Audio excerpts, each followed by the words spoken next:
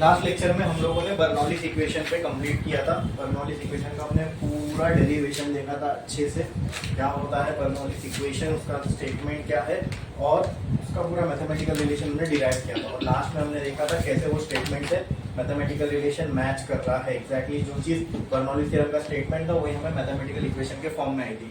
फिर हमने Bernoulli's theorem कहाँ पर एक्चुअली काम करता है और कैसे काम करता है वो भी समझे थे। वो ट्रेन के एग्जाम्पल से मैंने समझाया था, दूसरा वो छत के उड़ने के एग्जाम्पल से समझाया था। ठीक है, तो अब बर्नौलीज थ्योरम को हम लोग अप्लाई करने जा रहे हैं। दो जगह अप्लाई ऑटोमेटिक होता है बाय नेचर, मैंने बताया था ट्रेन के केस में और इसके केस में। ठीक है, अब ये प्रॉपर्टी जो बर्नौलीज थ्योरम से हमें पता चली, ठीक है, इन प्रॉपर्टीज को यूज करके हम ने एक डिवाइस बनाया which is use to measure, आप बोल सकते हो वेलोसिटी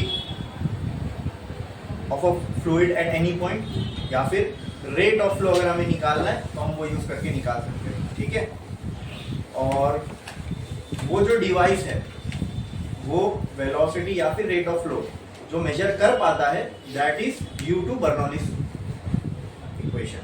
ठीक है, यानी वहां पे बर्नौलीज का जो थियरम है वो एक्चुअल में काम कर रहा है, अपने को दिखेगा। ठीक है, तो एक लाइन छोड़ो, स्टार डालो, हेडिंग लगाओ venturi meter, VENTURI, venturi meter. देखो इसके नाम के आगे लगा है मीटर, VENTURI, वेंचुरी मीटर। अब इसके नाम के आगे मीटर लगा मतलब ये कुछ तो मेजर करने के काम आता होगा। तो मैंने आपको बताया कि ये फ्लूइड फ्लो में किसी पॉइंट की अगर आपको वेलोसिटी निकालना हो तो आप निकाल सकते हो इससे, या फिर रेट ऑफ फ्लो भी हम इससे निकाल सकते हैं। दोनों देखेंगे कैसे निकलता है। तो एक लाइन छोड़ो, उसका डेफिनेशन लिखो, लाइन में छोड़ो, दो डॉट डालो, उसके आगे सीधा डेफिनेशन लिखो, वेंचुरी मीटर लिखो। It is a pipe of varying cross section, it is a pipe of varying cross section, it is a pipe of varying cross section which is used to determine which is used to determine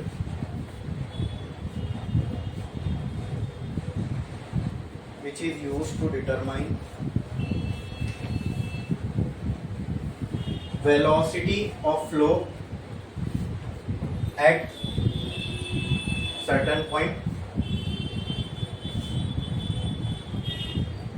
velocity of flow at certain point and rate of flow, and rate of flow, and rate of flow। ठीक है, अब जहां पर भी जैसे मान लो ये एक पाइप है, ठीक है, इसमें से ये एक पाइप है जिसमें से फ्लूइड का फ्लो हो रहा है। ठीक है, अब इसमें एट एनी 2 पॉइंट्स मुझे फ्लूइड की वेलोसिटी फाइंड करना है कितनी है। ठीक है, तो इस पाइप के सेक्शन को मैंने यहाँ से हटाया और बीच में एक डिवाइस लगा दिया जिसका नाम है वेंचुरी मीटर। और वेंचुरी मीटर कुछ ऐसा दिखता है, it is a pipe of varying cross section. यहाँ पे ऐसा, तो ये जो इतना पार्ट है ये वेंचुरी मीटर का पार्ट है। ठीक है, और यहाँ पे आप देखोगे इस साइड पे आपको एक ट्यूब मिलेगा और इस साइड पे एक ट्यूब मिलेगा। जब वाटर फ्लो होगा वेरिंग क्रॉस सेक्शन की वजह से, ठीक है, इस ट्यूब में पानी राइस होगा, इस ट्यूब में भी पानी का राइस होगा, लेकिन दोनों में जो वाटर लेवल का राइस है वो सेम नहीं होता है। किसी में क्या हो सकता है इसमें ज्यादा उसमें कम हो जाए, इसमें कम हो उसमें ज्यादा हो। ठीक है, तो मान लो यहाँ पर जो है पानी का राइस इतना हुआ, बोलो क्लियर है? हाँ, जिस पॉइंट पे हमने यहाँ पे पाइप को कनेक्ट किया इस पॉइंट को मैंने नाम दे दिया 1, और जिस पॉइंट पे मैंने पाइप को यहाँ पे कनेक्ट किया इस पॉइंट को मैंने नाम दे दिया 2। आप देख सकते हो यहाँ पे एरिया ऑफ पाइप अलग है और यहाँ पे एरिया ऑफ पाइप अलग है। ठीक है, तो यहाँ पे जो एरिया है उसको मैंने नाम दे दिया A1 और यहाँ का जो एरिया है इसको मैंने नाम दे दिया A2। यहाँ की जो वेलोसिटी है, ठीक है, फ्लूइड की, लेट इट बी V1, और यहाँ पे जो वेलोसिटी है फ्लूइड की लेट इट बी V2। बोलो क्लियर है? हाँ, अगर ये ग्राउंड है तो आपको दिख रहा होगा ये जो हाइट है लेट दिस हाइट भी H1 और ये जो हाइट है लेट दिस हाइट भी H2। क्लियरली समझ में आ रहा है? हाँ, अब हमें इन दो पॉइंट्स पे फ्लूइड की एक, ये तो पॉइंट्स ही है ना, इन दो पॉइंट्स में फ्लूइड की वेलोसिटी अलग अलग है और वो हमें निकालना है। और मान लो ये यहाँ पे जो भी हाइट राइज होगी, ठीक है, वो इस कंसीडर करेंगे हम लोग कि ये हाइट जो राइज हुई इस पॉइंट पे लगने वाला प्रेशर है, हाइट ऑफ लिक्विड कॉलम की वजह से लगने वाला प्रेशर किसी पॉइंट पे, हाँ, और यहाँ जो हाइट राइज होगी ये इस पॉइंट पे लगने वाला प्रेशर है। तो लेट यहाँ का जो प्रेशर है P1 और यहाँ का जो प्रेशर है ये P2, ठीक है। और इन दोनों का जो हाइट का डिफरेंस है, हाइट का डिफरेंस मतलब अगर मान लो इसको मैं hx मानूं, इसको मैं hy मानूं, तो hx माइनस hy ये तो हाइट ही होगी ना कुछ, तो इन दोनों के हाइट का डिफरेंस ये है h। बोलो क्लियर है? हाँ, क्या समझ में आया? ओके ओके, ठीक है। तो अगर मैंने मान लो यहाँ का प्रेशर P1 माना, यहाँ का प्रेशर P2 माना, तो इन दोनों का प्रेशर डिफरेंस अगर ये P1 है ये P2 है, तो P1 माइनस P2 क्या ρgh के बराबर होगा? हाँ, लिक्विड के दो पॉइंट के प्रेशर का डिफरेंस ρgh के बराबर। इन दोनों में क्या हाइट का डिफरेंस है? h ही तो है। तो बोलो क्लियर है? चलो, इतनी चीजें हमने डिफाइन कर दी, ये समझ में आया? हाँ, now we have to find velocity of fluid at this point and velocity of fluid at this point. दोनों पॉइंट पे फ्लूइड की वेलोसिटी निकालना है। हाँ, एरिया वेरी हो रहा है, वेलोसिटी अलग होगी, ठीक है। तो यहाँ पे हम लोग बर्नौलीज इक्वेशन यूज करते हैं। देखते हैं कैसे हम बर्नौलीज इक्वेशन करके डायरेक्ट हम लोग यहाँ पे बर्नौलीज थ्योरम अप्लाई करते हैं दोनों पॉइंट पर और देखते हैं इससे कैसे आ सकती है वेलोसिटी। अप्लाइंग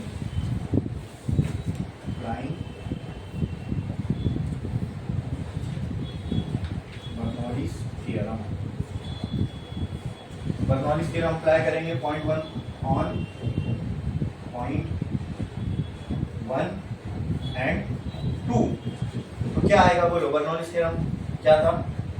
पहला P1 plus rho g H1 plus rho V1 square by 2 बराबर is equal to P2 plus rho g H2 plus rho V2 square by 2। ना क्लियर है? हाँ, अच्छा देखो, हियर डायग्राम में देखो, here H1 is equal to H2, Therefore P1 अगर H1 और H2 इक्वल है, ठीक है, तो मैं यहाँ पे अगर H1 और H2 इक्वल है तो क्या मैं इसको और इसको डायरेक्ट कट कर सकता हूँ? Therefore rho g H1 will be equal to rho g H2, तो दोनों साइड से क्या हो जाएंगे? Cancel. P1 plus rho g H1 plus rho V1 square by 2 is equal to P2 plus rho g H2 plus rho V2 square by 2। ये और ये दोनों भी क्या हो गए? कैंसल। बोलो क्लियर है? समझ में आया? पक्का? बचेगा क्या? P1 plus rho V1 square by 2 is equal to P2 plus rho V2 square by 2। हमें क्या निकालना है? वेलोसिटी एट 2 पॉइंट्स, ठीक है। आगे बढ़ते हैं वेलोसिटी निकालने की तरफ। तो वेलोसिटी वाली टर्म्स को एक साइड ले लो और इसको एक साइड ले लो, ठीक है। तो क्या आएगा? बोलो, ये उधर जाएगा तो ये हो जाएगा कुछ ऐसा, P1 minus P2 is equal to rho V2 square by 2 minus rho V1 square by 2। इतना क्लियर है? हाँ, अब कहना है से P1 minus P2 is equal to rho g h, तो कहना है right this as rho g h is equal to, यहाँ दोनों में से रो कॉमन, 2 कॉमन, ब्रैकेट में क्या बचेगा? V2 square minus V1 square, तो ये रो कैंसिल, ये 2 इधर जाएगा, तो कहना है से 2GH is equal to V2 square minus V1 square. Let this be equation number 1, इसको बना के रख दो। हमें तो कोई एक पॉइंट की वेलोसिटी चाहिए, यहाँ हमें दो अननोन मिल रहे हैं। ये तो कांस्टेंट है h, आप जब एक्चुरीमीटर लगाओगे तो दो पाइप में लिक्विड राइज होगा, ये h को आप देख के लिख सकते हो, ठीक है, बाय ऑब्जर्वेशन। जी तो कांस्टेंट है, V2 V1 नहीं पता, वही निकालना है, सो पाइप के अंदर हो रहा है सब, ठीक है। तो हमारे पास एक और इक्वेशन है, ठीक है, जिसको हम कंटिन्यूटी इक्वेशन बोलते हैं। वो हमें एरिया और वेलोसिटी के बीच का रिलेशन देती है।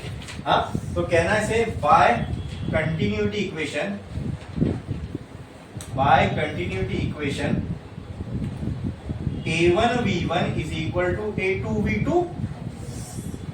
हाँ बोलो बोलो, क्लियर है? हाँ अच्छा, यहां पे कंटिन्यूटी इक्वेशन लगाने से पहले ना मैं एक काम करता हूं, ये वेलोसिटी को कोई एक वेलोसिटी के टर्म में लेके आता हूं। हालांकि अननोन उसमें दो ही रहेंगे, बाद में जब मैं कंटिन्यूटी इक्वेशन इसमें पुट करूंगा ना तो आपको समझ में आएगा कि मैंने ऐसा क्यों किया। आओ देखते हैं। इसको मैं ऐसा लिख सकता हूं क्या, मुझे आप ये बताओ कि 2gh इज इक्वल टू, अगर मैं इसमें से दोस्तों v1 स्क्वायर कॉमन ले लूं तो अंदर क्या बचेगा बोलो? यहां तो 1 बचेगा। जब हम कोई चीज कॉमन लेते हैं और यहाँ पे वो टर्म नहीं है, मतलब वो डिवाइड हो जाएगा। वो क्या हो जाएगा? डिवाइड। पता है ना, ये कॉमन लेने का मेथड ही है। v1 अगर यहाँ पे v1 नहीं है, लेकिन कॉमन लूंगा तो दोनों में से v1 निकलेगा। जहां v1 नहीं है वहां पे ये v1 क्या हो जाएगा? डिवाइड। मतलब देखो, अगर मैं इसको अंदर मल्टीप्लाई करूं तो ये दोनों कैंसिल होकर v2 ही बचेगा ना, ठीक है। और यहाँ v1 था तो वो निकल के 1। बोलो क्लियर है? अब कुछ मत करो, v1 स्क्वायर को अंदर मल्टीप्लाई करो, ये कैंसिल होके v2 हो जाएगा। ये अंदर मल्टीप्लाई करो तो v1 स्क्वायर, वही तो हुआ है ना? समझ में आया? ठीक है। तो क्या मैं इसको ऐसा लिख सकता हूं 2gh इज इक्वल टू, इसको इक्वेशन 1 देने की बजाय हम लोग आगे वाली इक्वेशन को देते हैं v1 स्क्वायर। क्या मैं इसको ऐसा लिख सकता हूं v2 by v1 the whole square minus 1। हाँ, इसको दे देता हूं मैं इक्वेशन नंबर 1। बोलो इतना क्लियर है? समझ में आया? ठीक है। अब अप्लाई करते हैं कंटिन्यूटी इक्वेशन।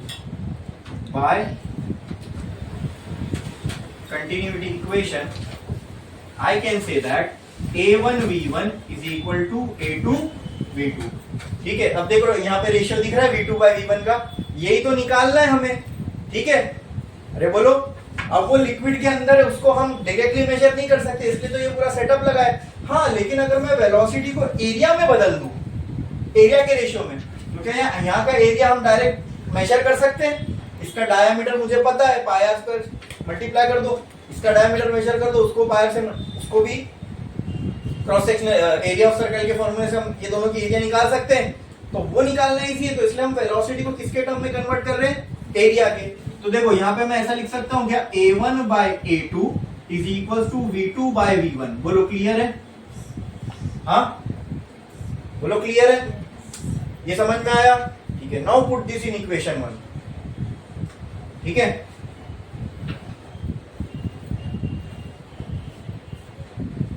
इक्वेशन 1 तो क्या हो जाएगी इक्वेशन 1? बोलो, अगर इसको हम इक्वेशन 1 में डालें तो क्या हो जाएगी इक्वेशन 1? यहां पे लिखता हूं, क्या हो जाएगी? 2gh is equal to v1 square, bracket में क्या आ जाएगा? v2 बाय v1 की जगह क्या आ जाएगा? a1 by a2 the whole square minus 1। हाँ, अब क्या पूरे इक्वेशन में खाली v1 अननोन बचा। अब क्योंकि a1 को भी, या तो जब आप यहाँ पाइप लगाओगे तो मैन्युफैक्चरर आपको इस पाइप का डायमीटर बता के देगा, उससे आप उसकी एरिया निकाल सकते हो, यहाँ का भी एरिया आप निकाल सकते हो। अब पूरी इक्वेशन में h आप ऑब्जर्वेशन से यहाँ लिख सकते हो, g कांस्टेंट है, पूरी इक्वेशन में अननोन क्या बचा? v1 square. बोलो क्लियर है? तो कुछ मत करो, आप पूरी इक्वेशन को v1 के टर्म्स में लेके आ जाओ। तो कहना right this as 2gh is equal to v1 square, bracket में मैं ऐसा लिख सकता हूं क्या, देखो a1 square upon a2 square minus 1। बोलो हाँ, इसको मैं ऐसा लिख सकता हूं 2gh is equal to v1 square a1 square minus a2 square upon a2 square, लिख सकता हूं ऐसे? बोलो ठीक है। तो आप मुझे बताओ, अगर ये a2 इधर चला गया और a1 माइनस a2 स्क्वायर नीचे चला गया, तो क्या वो v1 स्क्वायर की वैल्यू बनेगी? हाँ, इसको यहां लिखूं मैं, चलो यहां लिखता हूं। क्या होगा वो? 2gh इंटू a2 स्क्वायर बराबर divided by minus is equal to v1 square. ठीक है, तो क्या मैं यहां लिख सकता हूं v1 is equal to under root 2gh into a2 square upon a1 square minus a2 square. अरे बोलो क्लियर है? कहना है right this as a2 square root के बाहर आ जाएगा तो क्या हो जाएगा v1 is equal to a2 under root 2gh bracket a1 square minus a2 square. आ गई हमें v1 की वैल्यू। अब देखो वेलोसिटी एट पॉइंट 1 हम ऐसे देख के डायरेक्टली निकाल नहीं सकते थे, पाइप के अंदर है पॉइंट। ठीक है, तो कैसे मेजर करें हम लोग? तो ये हमारे पास by applying Bernoulli by using Venturimeter and applying Bernoulli's theorem and continuity equation in Venturimeter हमें v1 की इक्वेशन मिल गई। अब ये चेक करो, इसमें क्या क्या है? a1 है, a2 है, h है, g अननोन है ना? a1 a2 क्या आप निकाल सकते हो? अगर आपको इन दोनों का डायमीटर पता है तो मैन्युफैक्चरर आपको उसका डायमीटर देगा, से रेडियस निकाले, से एरिया निकाले, वो दोनों यहाँ पे पुट किए। हाइट दिख रही है वहां पे, बाय ऑब्जर्वेशन वो हाइट लेंगे। ठीक है, वो हाइट यहाँ पुट करेंगे, g कांस्टेंट v1 आ जाएगा। ठीक है, अब अगर v2 निकालना है तो सेम ये सारी चीजें फॉलो करना पड़ेगा। ठीक है, तो कहां से हम लोग इसको फॉलो कर सकते हैं? पता है, अगर v2 निकालना है तो जैसे वहां पे मैंने कॉमन लिया था v1 बराबर, तो v2 निकालने के लिए वहां क्या कॉमन ले लो? v2। तो पहले वाला टर्म 1 हो जाएगा, दूसरा वाला term v1 square bye v2 square हो जाएगा, राइट? लेकिन उतना सब करने की जरूरत नहीं है, डायरेक्ट लिखो सिमिलरली आएगा, यही आएगा similarly v2 will be equal to. ठीक है, हाँ, लेकिन जैसे यहाँ पे v1 है तो यहाँ पे क्या आ रहा है? a2। तो जब v2 निकालोगे तो यहाँ पे क्या आएगा? a1 under root 2gh upon a1 square minus, ये हो गया v2। तो क्या आप वेंचुरीमीटर यूज करके वेलोसिटी निकाल पाए? आपने अगर वेंचुरीमीटर यहाँ पे लगाया है तो बाय ऑब्जर्वेशन खाली आपको हाइट चाहिए, ये सब भी पहले से नोन रहता है, एरिया हो गया। ठीक है, हाँ, एक एरिया, तो एरिया आपको एक ही बार निकालना है दोनों साइड की, बार बार आप वही यूज करोगे। ठीक है, अब जैसी फ्लो चेंज होता रहेगा, आप अगर रेट ऑफ फ्लो बढ़ा दो तो वेलोसिटी दोनों जगह की चेंज हो जाएगी, रेट ऑफ फ्लो कम कर दो तो वेलोसिटी दोनों की चेंज हो जाएगी, लेकिन एरिया तो सेम ही रहेगा ना पाइप का। तो ये एरिया एक ही बार कैलकुलेट करना है, बार बार अगर आपको अलग अलग सिनेरियो में अगर आपको वेलोसिटी निकालना है तो चेंज क्या होगी? खाली हाइट, समझे? तो हाइट को ऑब्जर्व करके आप इस अगर फॉर्मूले में पुट कर दो तो वेंचुरीमीटर डायरेक्ट आपको 2 पॉइंट की वेलोसिटी दे देगा। ठीक है, अब दूसरा मैंने कहा वेंचुरीमीटर से रेट ऑफ फ्लो भी निकाल सकते हो, बहुत आसान है, एरिया मालूम है, वेलोसिटी इस फॉर्मूले से आ गई। अब रेट ऑफ फ्लो कैसे निकालोगे? रेट ऑफ फ्लो एट 1, तो उसको मैंने बोल दिया q1। q1 क्या हो जाएगा? a1 into v1। हाँ, तो q1 क्या हो जाएगा? बोलो, a1 ऑलरेडी मालूम है, v1 क्या है? ये तो v1 की जो वैल्यू यहां पुट कर दो, a2 under root 2gh upon a1 square minus. अब इससे एक और खूबसूरत चीज बताऊं, जो मैंने कहा था आपको, रेट ऑफ फ्लो कांस्टेंट होता है। ठीक है, चेक करो, देखो इसमें आएगा रेट ऑफ फ्लो एट 1, ये आया ना। रेट ऑफ फ्लो एट 2 देखते हैं, रेट ऑफ फ्लो एट 2, तो ये हो जाएगा q2। q2 किसके बराबर हो जाएगा? a2 इंटू v2, तो q2 will be equal to a2 लिख दिया मैंने। v2 क्या है? a1 under root 2gh a1 square minus a1 into a2 लिखूं या a2 इंटू a1 लिखूं, कुछ फर्क है इसमें? अगर मैं इसको ऐसा भी लिख दूं a2 इंटू a1 की बजाय a1 इंटू a2, तो कुछ गलत किया मैंने? 3 इंटू 2 लिखूं या 2 इंटू 3 लिखूं, आंसर वही होगा। हाँ, तो हमने तो ये सोचा नहीं था रेट ऑफ फ्लो कांस्टेंट आना चाहिए, लेकिन जब हमने q1 और q2 की वैल्यू निकाल के देखा तो ये पूरा टर्म और ये पूरा टर्म जब सेम आ रहा है, इसका मतलब q1 और q2 क्या है? कांस्टेंट है। आई बात समझ में? तो रेट ऑफ फ्लो हम 10 जगह तो निकालेंगे नहीं, रेट ऑफ फ्लो कांस्टेंट होता है, एक ही जगह आपने निकाल लिया। अगर आपको v1 की भी वैल्यू मिल गई तो आप उससे रेट ऑफ फ्लो निकाल सकते हो। तो क्या हम वेंचुरीमीटर यूज करके रेट ऑफ फ्लो भी निकाल सकते हैं? हाँ, कुछ नहीं, एरिया हमने ऑलरेडी निकाला हुआ है, जो वेलोसिटी की वैल्यू है उसको एरिया से मल्टीप्लाई कर दो, खत्म, आपको रेट ऑफ फ्लो आ गया। और इससे हमने वेरीफाई भी कर लिया कि रेट ऑफ फ्लो कांस्टेंट होता है ना। ये तो एक पॉइंट की हम रेट ऑफ फ्लो किसी एक पॉइंट पे भी निकाल लेते तो काफी होता, लेकिन रेट ऑफ फ्लो कांस्टेंट है कि नहीं, अगर वो चेक करना है तो देखो उसके लिए मैंने पॉइंट 2 पे भी रेट ऑफ फ्लो निकाला, ठीक है, A1 A2 into V2 करके। तो बाय फॉर्मूला हम देख रहे हैं कि दोनों एकदम सेम टर्म्स आ रहे हैं, इसका मतलब जो रेट ऑफ फ्लो 1 पे है वही रेट ऑफ फ्लो 2 पे, it means rate of flow is constant. समझ में आ रहा है, क्लियर है? तो ये था venturi meter, it was an application of Bernoulli's theorem. क्यों एप्लीकेशन है? क्योंकि इसमें जो हम वेलोसिटी निकाल पाए बर्नौलीज थ्योरम को यूज करके निकाल पाए। बोलो क्लियर? कोई डाउट? समझ में आया अच्छे से? हाँ, कोई भी डाउट है इसके अंदर? हाँ, ये सब बोर्ड के लिए अच्छे अच्छे क्वेश्चन है, अगर ये आ गए तो एज इट इज रटा रटा ऐसी सेम टू सेम आपको करके आना है। समझे? कोई डाउट है इसमें? पक्का? ठीक है, तो आपने लिखा क्या था बाय डेफिनेशन में, क्या लिखा था? ठीक है, तो एक लाइन छोड़ो, स्टार डालो।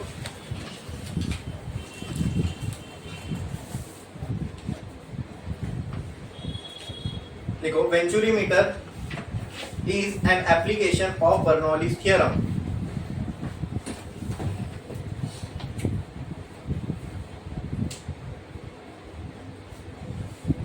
Venturi meter is an application of Bernoulli's theorem. We can इसके नेक्स्ट लाइन में लिखो, नेक्स्ट लाइन में लिखो,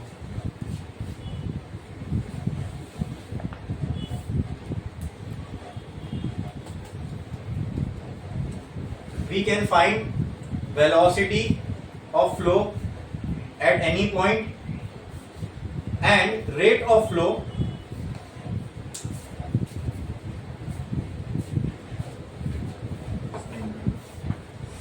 we can find velocity of flow at any point and rate of flow by connecting Venturi meter in a pipe and applying Bernoulli's theorem. By connecting Venturi meter in a pipe and applying Bernoulli's theorem. बताया ना मैंने, ये देखो ये pipe का हिस्सा था, ठीक है, ये पाइप का टुकड़ा था, उसके बीच में हमने वेंचुरी मीटर कनेक्ट किया। ये आप लोग ने इसका वो किया हो क्या है, प्रैक्टिकल? करोगे तो आपको समझ में आएगा, या यूट्यूब पे इसका वीडियो देखना, आपको समझ में आएगा। एक पाइप होता है, ठीक है, उसमें ऐसा ही सेम टू सेम सेटअप लगा होता है, हमारी कॉलेज में था, हम लोग को था ये, ठीक है।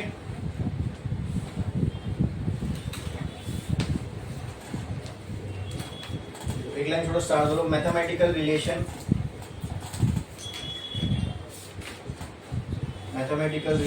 ऑफ वेलोसिटी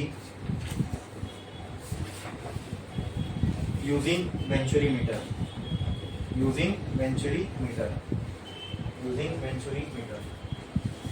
इसके बाद ये पूरा छापो।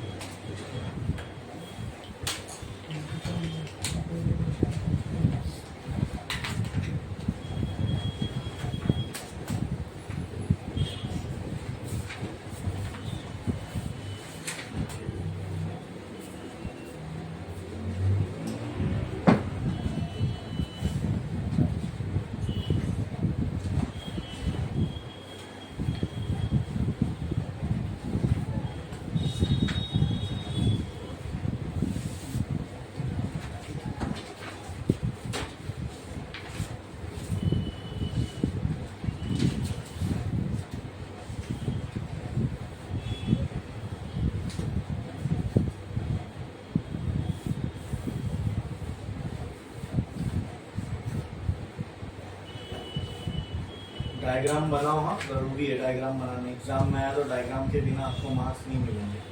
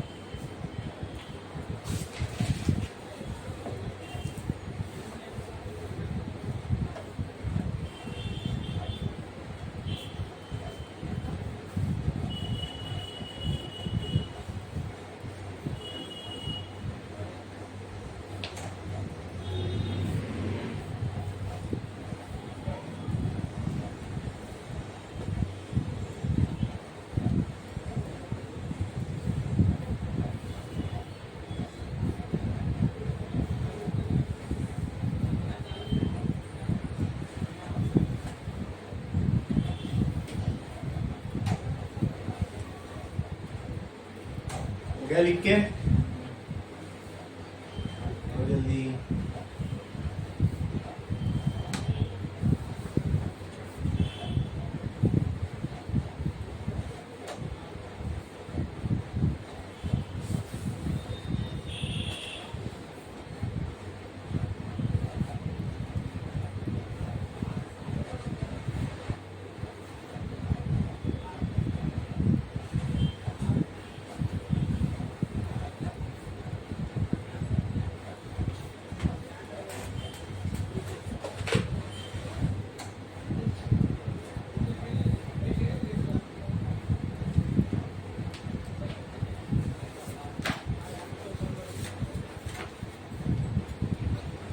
ये पार्ट तो हो गया होगा, ये पार्ट और वाला पार्ट।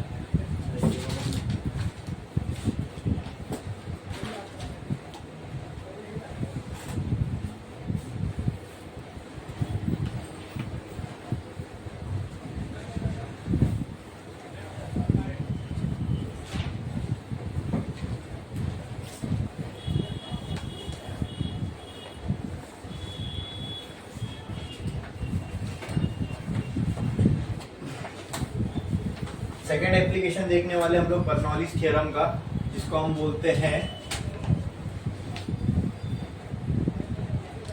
Speed of flux.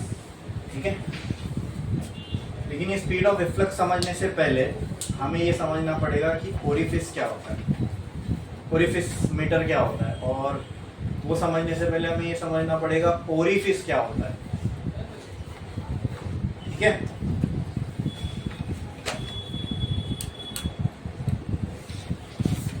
मान लो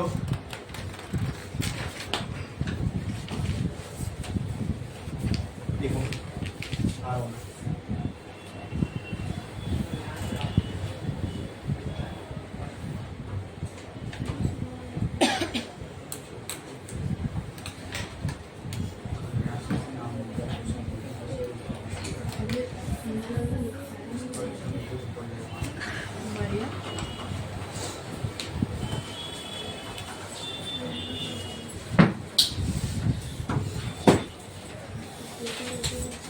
आपने टैंक देखा है? टैंक कहीं पे भी, घर में लगा हो, बिल्डिंग में लगा हो, टेरेस पे लगा हो। ठीक है, मान लो ये एक टैंक है। ठीक है, कहीं पे होल देना पड़ेगा ताकि आप यहाँ पाइप कनेक्ट कर सको। ठीक है, बस अगर ये होल का डायमीटर मैं बहुत छोटा कर दूं तो जो चीज होगी उसी को ओरिफिस बोलते हैं। ठीक है, तो वही मैंने आपको बताया था ना, लगे रहो मुन्ना भाई में सेकंड पार्ट है, जिसमें संजय दत्त विद्या बालन से मिलने आता है। तो वो लोग दोनों बाथरूम में रहते हैं। संजय दत्त अरशद वारसी को बोलता है कि, अरशद वारसी पूछता है क्या बात करेंगे, क्या बोलेंगे, तो वो बोलता है ना कि मैं तो बोलूँगा यार लोगों ने इस देश की वाट लगा दी है। तो अरशद वारसी इसको क्या बोलता है, अरे नहीं भाई वाट नहीं बोलने का, वाट नहीं बोलने का, दुर्गति हो गई बोलने का। ठीक है, तो एक ही चीज़ को बोलने का एक फैंसी और एक खूबसूरत वर्ड होता है ना। ठीक है, तो ताकि ये बेसिकली ना हर फील्ड के लोग इस्तेमाल करते हैं कि अपनी फील्ड की बातें दूसरे के समझ में ना आए। तो वही एक ही चीज़ को बोलने का एक कोई डिफरेंट वर्ड होगा। अब अगर मैं बोलूँ I saw orifice the other day, I saw orifice in the paper, तो किसी को नहीं पता होगा तो उसको समझ में ही नहीं आएगा, उसको लग रहा रहेगा पता नहीं ओरिफिस कोई बहुत अच्छी चीज़ होगी जो उसने न्यूज़पेपर में देखा रहेगा। सुनने वाले को जिसको नहीं मालूम होगा ये लग रहा होगा। तो ओरिफिस बस एक छोटे से होल को बोलने का एक फैंसी वर्ड है। ठीक है, बोलो क्लियर है? हाँ, अभी जैसे मैं एक पेपर लिया उसमें होल मार दिया, ये क्या हो गया? ओरिफिस। अगर उसमें से लाइट पास होगी तो उसी को अपर्चर भी बोलते हैं। कैमरा में जो स्मॉल होल होता है जिसमें से लाइट आती है कैमरा पे, वो दैट इज अपर्चर। क्या है वो? छोटा सा होल है बस। ठीक है, अब ये ओरिफिस में से अगर मान लो यहाँ पे पानी भरा हुआ है, ठीक है, तो जितना ज्यादा इसके अंदर पानी की हाइट होगी इतना दूर तक यहाँ से एक पानी की धार निकलेगी, इसी धार को बोलते हैं फ्लक्स। आई बात समझ में? तो कुछ डिफिकल्ट है ये सब चीजें नहीं, ये सब नाम भारी भारी रहते ना तो बच्चे नाम सुन के डर जाते, पहले खौफ खा जाते, अरे बाप रे तो मेरे समझ में नहीं आएगा, तो पढ़ के ऐसा लग रहा है अपने समझ के बाहर की चीजें। लेकिन जब समझ में जाओ तो फंडामेंटली जब भी किसी चीज को देखोगे ना तो बहुत आसानी रहती है, बस उसको फंडामेंटल से समझो, ठीक है, बेसिक से मतलब, ठीक है। ये फ्लक्स है, अभी फ्लक्स जिस स्पीड से बाहर आ रहा है वही है स्पीड ऑफ फ्लक्स, वो स्पीड हमें निकालनी है, समझे? And we will do that by using Bernoulli's theorem. So this is also an application of Bernoulli's theorem. समझ में आया? ये बोलो क्लियर है? इसमें कोई डाउट है? तो अभी उसके लिए पहले मैं चीजें डिफाइन कर देता हूँ, जैसे हमने वेंचुरीमीटर के लिख दिया था। ओके, तो देखो हमने एक टैंक लिया, ठीक है, इसमें यहाँ पानी फिल्ड है, अरे बोलो क्लियर है? हमें स्पीड ऑफ फ्लक्स निकालना है, मतलब जो ये धार निकल रही है उसकी स्पीड निकालना है कितनी होगी, ठीक है। तो उसके लिए मैंने क्या किया, लेट्स से यहाँ पे मैंने होल कर दिया, बोलो क्लियर है? अब बर्नौलीज के इक्वेशन लगाना है तो उसके लिए कम से कम 2 पॉइंट चाहिए जहाँ पे दोनों पे मैं इक्वेशंस को अप्लाई कर सकूं। तो लेट्स से हमने एक पॉइंट कंसीडर किया ऑन सरफेस ऑफ लिक्विड, ये पॉइंट नंबर 1, और यहाँ पे ये पॉइंट कंसीडर किया, ये पॉइंट नंबर 2, ठीक है, जहां से ये पानी ऐसे बाहर आ रहा होगा। बोलो क्लियर है? समझ में आया? ओके, इसकी ये इसकी रेंज हो गई, वो सब भी निकाल सकते हैं हम लोग, लेकिन आपके सिलेबस में नहीं है, ठीक है, हमको सिर्फ स्पीड निकालने से। अच्छा, तो यहाँ पे ये जो पॉइंट मैंने 1 लिया हूँ, इस पॉइंट 1 पे जो प्रेशर एक्ट कर रहा होगा ऊपर से, वो कौन सा होगा? बोलो, हाँ, पॉइंट 1 पे जो प्रेशर एक्ट कर रहा होगा कौन सा होगा? इसके ऊपर क्या है? तो यहाँ पे क्या एक्ट कर रहा होगा? Atmospheric pressure PATM, P1 is equal to PATM। बोलो क्लियर है? हाँ, यहाँ पे जो भी टैंक की एरिया होगी, let that area B A1, इसकी जो नीचे उतरने की स्पीड होगी, let that speed B V1, ठीक है। अब और यहाँ पे जो भी हाइट होगी, let that height B H1। उसी तरह यहाँ पे अब जब यहाँ से ऐसे बाहर निकलेगा, ठीक है, तो यहाँ पर भी बाहर की तरफ जो इसके ऊपर प्रेशर लग रहा है, दैट इज विच प्रेशर? अब अगर देखो ये अगर ऐसा नहीं होता, ठीक है, ये पॉइंट 2 की मैं बात कर रहा हूँ, ठीक है, पॉइंट 2 की, पॉइंट 2 पे किसका प्रेशर यहाँ पे लग रहा होगा? पॉइंट 2 के बाहर क्या है? लिक्विड के बाहर, बोलो, एटमॉस्फेयर है, ठीक है। तो यहाँ पर भी पॉइंट 2 पे जो प्रेशर लग रहा होगा, let that pressure be P2, and that P2 is also equal to P atmospheric. यहाँ पे जो ये वाटर की जो ये धार है बाहर निकलेगी, इसकी जो वेलोसिटी होगी, लेट दैट बी V1, इसका जो एरिया होगा, और इफ इसका लेट दैट बी A2, और इसकी जो हाइट है लेट दैट बी H2। अरे बोलो क्लियर है? हाँ, ये अगर मैं मान लो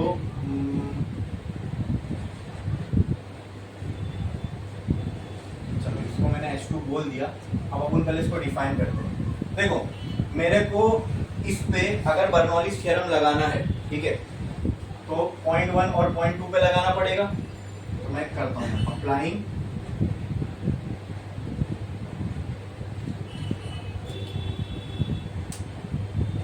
Bernoulli's equation on point 1 and 2। तो मुझे बताओ Bernoulli's equation क्या है? P1 plus rho g H1 plus rho V1 square by 2 is equal to P2 plus rho g H2 plus rho V2 square by 2, ठीक है। अगर मैं H2 को ही रेफरेंस मान लूं, हाइट क्या है? Height is the measure of length from some reference point, ठीक है। अगर दोस्तों मैं ये H2 को ही रेफरेंस मान लूं, अगर H2 को ही रेफरेंस मान लूं, तो पॉइंट 1 की जो हाइट होगी, ये, क्या मैं इसको H बोल सकता हूं? और उससे एक फायदा क्या होगा, H2 को मैं 0 मान सकता हूं। अगर H2 से ही आप हाइट नाप रहे हो तो H2 को तो 0 पकड़ना पड़ेगा ना, फिर वहां से जो भी लेवल तक पानी है वहां तक की हाइट मैंने नाप लिया। ठीक है,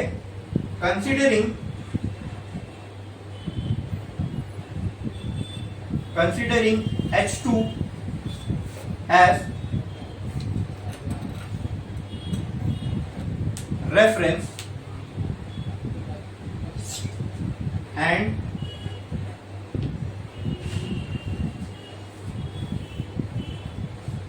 height of 0.1 and ऐसा करता हूँ, let height of 0.1 from 2 be h। बोलो इतना क्लियर है?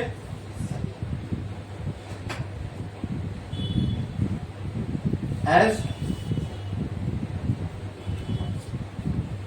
considering H2 की बजाय मैं ऐसा लिखता हूँ, considering 0.2 as reference and let height of 0.1 from 0.2 be h, as H2 is reference point, as 2 is reference point, क्योंकि पॉइंट नंबर 2 रेफरेंस पॉइंट है, H2 will be equal to 0, H1 will be equal to H। ठीक है, तो अब इस equation में वो सारी चीजें पुट कर सकता हूं क्या? बोलो, यहां तक समझ में आया? कोई डाउट है किसी को? हमें क्या निकालना है? Velocity of this efflux. ठीक है, तो सिंपल है, अगर मैं यहाँ 0.2 की वेलोसिटी निकाल लूं, मतलब क्या, 0.2 पे जो भी पार्टिकल है उसकी वेलोसिटी अगर मैंने निकाल लिया, वही वेलोसिटी इन सारों की होगी। अरे बोलो, क्लियर है? मुझे सिर्फ इस पॉइंट की वेलोसिटी निकालना है, दैट वेलोसिटी, मतलब जो ओरिफिस से, जब ओरिफिस से ये इफ्लक्स बाहर आ रहा है, ठीक है, तब जो उसकी वेलोसिटी होगी, that is only velocity of efflux. ये मुझे फाइंड करना है। यहाँ पे इफ्लक्स के पास जो प्रेशर लग रहा है वो कौन सा प्रेशर है? Atmospheric pressure. अगर मुझे यहाँ पर ओरिफिस के पास अगर वेलोसिटी निकालना है, तो ओरिफिस कहाँ पे, 0.1 पे कि 0.2 पे? मतलब इन दोनों में से मुझे क्या निकालना है, 1 कि 2? V2 निकालना है। V2 मैंने निकाल लिया, मतलब दैट इज वेलोसिटी ऑफ या फिर स्पीड ऑफ इफ्लक्स। ठीक है, तो चलो आगे बढ़ते हैं। ये इक्वेशन में H1 की जगह H और H2 की जगह 0 पुट करो तो क्या हो जाएगा? P1 plus rho g H, right, plus rho V1 square by 2 is equal to P2 plus rho g H, rho g H2, ये पूरा टर्म क्या हो जाएगा? Plus rho V1 square by 2। बोलो, इतना क्लियर है? ये समझ में आया? तो can I write this equation as P1 is equal to P2 is equal to PATM। क्या ये सही है? तो can I write this as PATM plus rho g H plus rho V1 square by 2 is equal to PATM plus rho V2 square by, ये और ये cancel, क्या क्या बचेगा? Rho g H plus rho V1 square by 2 is equal to rho V2 square by 2। इतना clear? इसमें किसी को कोई डाउट है? तीनों में से ये क्या हो रहा है? कैंसल। ठीक है, क्या बचेगा? GH plus V1 square by 2 is equal to V2 square by 2। ठीक है, अब इस इक्वेशन को ऐसे ही रहने दो, इसमें अब एक अजम्पशन लेना है हमको। ठीक है, अब वो अजम्पशन क्या है, ध्यान से सुनो। अक्सर बुक्स में या अक्सर जगहों पर आपको दिखेगा V1 डायरेक्टली 0 ले लेते हैं, लेकिन मैं उसका आपको प्रॉपर रीजन बता रहा हूँ कि क्यों 0 लेते हैं। ठीक है, ऐसी अनशन 0 नहीं ले लेना अपने को। अब थोड़ा सोच के देखो, अगर 1000 लीटर की टाकी है, उसके अंदर आपने एक छोटा सा होल किया, ठीक है, ये जो पानी का प्रेशर है, इसकी वजह से जो इस पॉइंट पे प्रेशर पड़ेगा, ठीक है, या सिंपल प्रेशर वगैरह छोड़ दो, टाकी का एरिया, और इस होल का एरिया कंपेयर करो। जैसे अगर ये 1 सेंटीमीटर का होल है और ये 1 मीटर का इसका डायामीटर है, तो 1 सेंटीमीटर और 1 मीटर में 100 गुने का फर्क है। तो ये होल इससे कितने टाइम्स छोटा है? 100 टाइम्स। यानी कंपैरिजन में ये दोनों की साइज बहुत छोटी, ये उसके सामने निग्लिजिबल है, मतलब ना के बराबर। ठीक है, हमने क्या कंटिन्यूटी इक्वेशन में ये नहीं पढ़ा है? जहां एरिया कम वहां फ्लूइड की वेलोसिटी ज्यादा, जहां एरिया ज्यादा वहां फ्लूइड की वेलोसिटी। अब सोचो कि अगर ये एरिया इससे 100 गुना बड़ा है तो इसकी वेलोसिटी इससे 100 गुना ज्यादा होगी। अगर मान लो ये 1 मीटर पर सेकंड से नीचे आ रहा है, ठीक है, तो ये 100 मीटर पर, वो तो बहुत स्पीड हो गई 100 मीटर पर सेकंड, तो इतना भी नहीं। लेकिन अगर ये मान लो 0.1 है तो ये उसका 100 गुना होगा। ठीक है, ये 0.001 है तो ये उसका 100 गुना होगा। आ रही है बात समझ में? कंटिन्यूटी, ये हम ऐसे हवा में नहीं बोल रहे, हमने कंटिन्यूटी इक्वेशन पढ़ी है और कंटिन्यूटी इक्वेशन में हमने एस्टैब्लिश किया है क्या कि जहां पे एरिया कम होगा वहां पे फ्लूइड की वेलोसिटी, तो जहां एरिया ज्यादा होगा वहां फ्लूइड की वेलोसिटी कम होगी। ठीक है, from continuity equation we can say that if A1 is much greater than A2, then V2 will be V2 will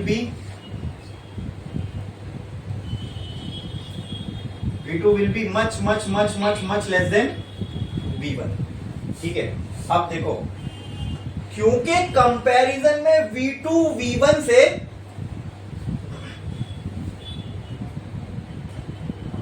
ये बड़ा है, नहीं तो फिर इसकी वेलोसिटी कम होगी ना, उल्टा लिखा ना मैंने, जो बड़ा है उसकी वेलोसिटी कम होगी। V1 will be much less than। सही है, सही है। जो एरिया बड़ा है उसकी वेलोसिटी छोटी होगी, जो एरिया छोटा उसकी वेलोसिटी। अब थोड़ा ध्यान से सोचो कि V2 के कंपैरिजन में V1 की जो वेलोसिटी है वो ना के बराबर है, इन फ्रंट ऑफ V2। मैं ये नहीं बोल रहा हूं V1 0 है, मैं ये कह रहा हूं कि V2 के सामने V1 0 जैसा है, क्योंकि यहाँ पे हमने दोनों इक्वेशन दिख रहे कंपैरिजन में लिखे। ठीक है, therefore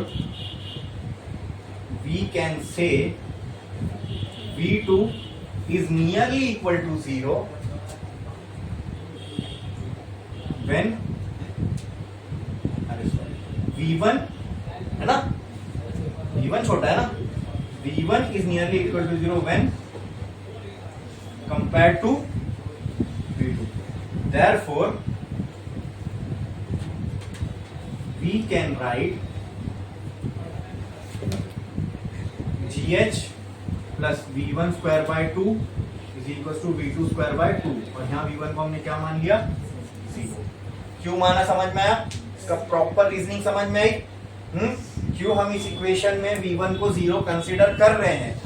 अब ये जो V1 क्या है, ये पानी, ये 0.1 की वेलोसिटी, क्या 0.1 के पास कोई वेलोसिटी नहीं होगी? होगी ना, ये भी तो नीचे आएगा जब यहाँ से पानी खाली होगा। तो क्या इसकी वेलोसिटी 0 है? नहीं, हम मान रहे 0। क्यों? क्योंकि V2 के सामने इसकी वेलोसिटी कैसी है? ना के बराबर। ये एक्सप्लेनेशन समझ में आया? कंसेप्चुअली क्लियर है सबको? कोई डाउट है इसमें? बोलो, बढ़े आगे? तो ओके, तो कहना है राइट आगे GH is equals to V2 square by 2। तो कहना है से V2 square is equals to 2GH। तो कहना है से V2 is equals to under root 2GH। V2 is equals to speed of, ठीक है, और स्पीड ऑफ इफ्लक्सेस या तो इसको VE बोल दो या VO बोल दो। Therefore V2 equal to VO equal to VE equal to √2g, समझे? बस यही देखना था हमने। निकाल दिया हमने वेलोसिटी ऑफ इफ्लक्स या speed of efflux. Speed of efflux के ब्रैकेट में भी लिख दो VE, ठीक है? स्पीड ऑफ इफ्लक्स का मतलब समझ में आया?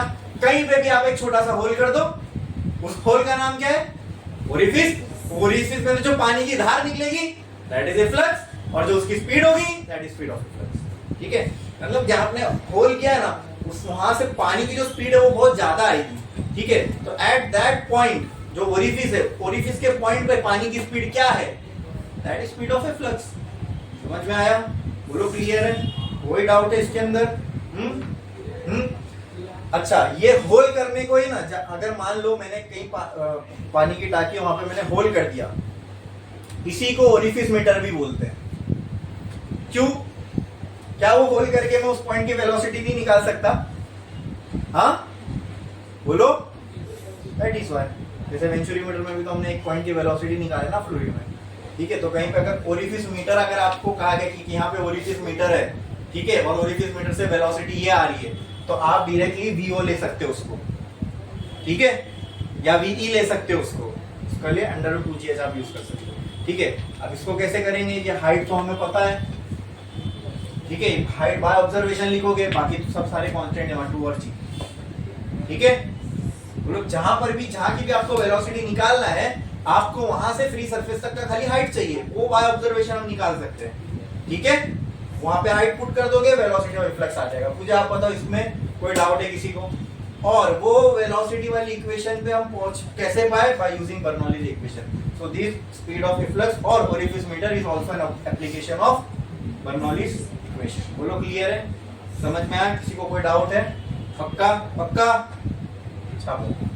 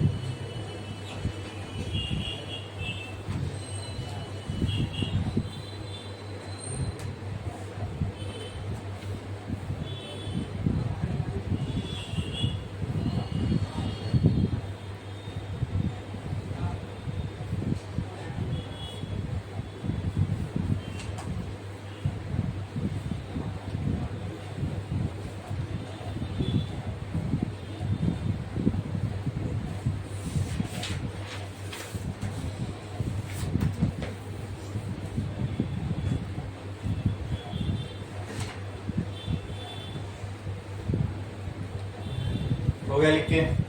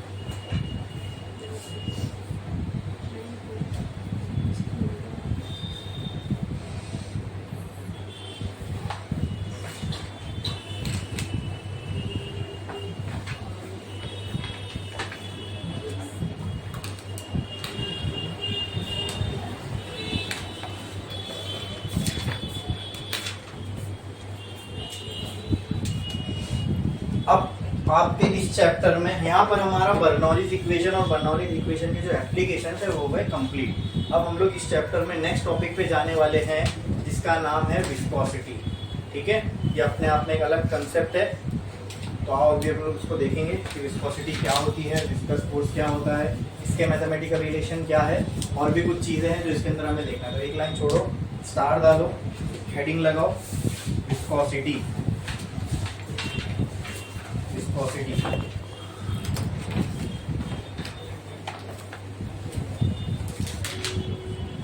ठीक है। अब इसका मैं डेफिनेशन बोल रहा हूँ, पहले वो लिखो।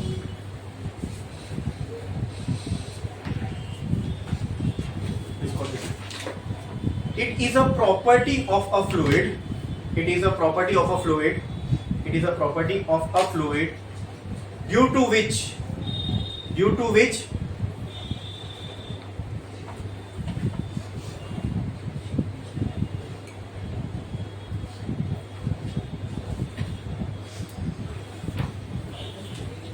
मत लिखो। It is a property of a fluid which provides resistance to a fluid flow. Which provide resistance to a fluid flow. Which provide resistance to a fluid flow.